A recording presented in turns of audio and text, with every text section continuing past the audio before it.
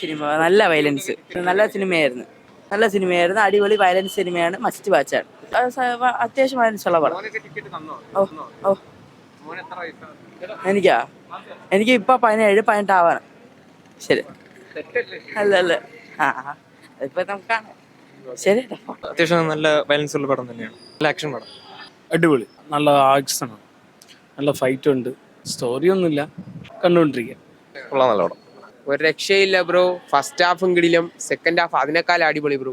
ഒരു രക്ഷയില്ല, പട്ടക്ക് വേണം. ചോരക്കളി, വയലൻസ് അറ്റ് പീക്ക് ലെവൽ, വൈബാണ്, ഉന്നത മാസാണ്, മാസ് സിനിമ ഇടിച്ച് പൊളിക്കണുണ്ട്, വയലൻസ് പീക്ക് ലെവൽ, ഫൈറ്റിംഗ് ഒക്കെ അടിപൊളി. സെക്കൻഡ് ടൈം നന്നായിട്ടുണ്ടായിരുന്നു, കൊള്ളായിരുന്നു, അടിപൊളിയായിരുന്നു. ഫസ്റ്റ് ഒന്ന് ഇച്ചിരി ട്വിസ്റ്റ് ആക്കിയിരുന്നു. ഫാമിലി വയലൻസ് ഇഷ്ടപ്പെടുന്നവർക്കാണെങ്കിൽ കാണാൻ പറ്റും, അല്ലാത്തവർക്ക് കാണാൻ പറ്റത്തില്ല. നല്ല പടം കണ്ടോണ്ടിരിക്കുക. മലയാള സിനിമ കണ്ട വയലൻസ് പടത്തിലൊന്നും പിന്നെ അങ്ങനെ നോക്കണെങ്കിൽ പടം കാണാവില്ലല്ലോ. നല്ല പടമാണ്, കണ്ടിരിക്കാം നമുക്ക്.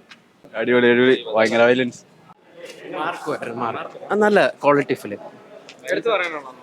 മ്യൂസിക്, പിന്നെ ഉണ്ണിമുഖത്തിൻ്റെ പെർഫോമൻസ്, ആക്ഷൻ സീക്വൻസ് സൂപ്പർ ആയിരുന്നു, സിനിമാറ്റോഗ്രാഫി എല്ലാം പക്ക. കൊള്ളാം, കുഴപ്പമില്ല. വയലൻസ് ഒരു സ്ലാഷ് ടൈപ്പ് ആയതുകൊണ്ട് അത്യാവശ്യം നല്ല വയലൻസ് ഉണ്ട്.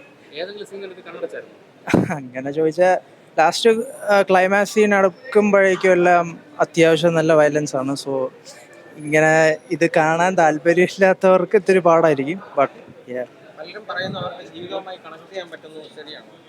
ആരുടെ ജീവിതമായിട്ട് അങ്ങനെ ഒന്നും ചോദിച്ചാൽ അറിയാൻ പറ്റൂല. അത് ഓരോ ആളുകളുടെ ഒരു രീതി.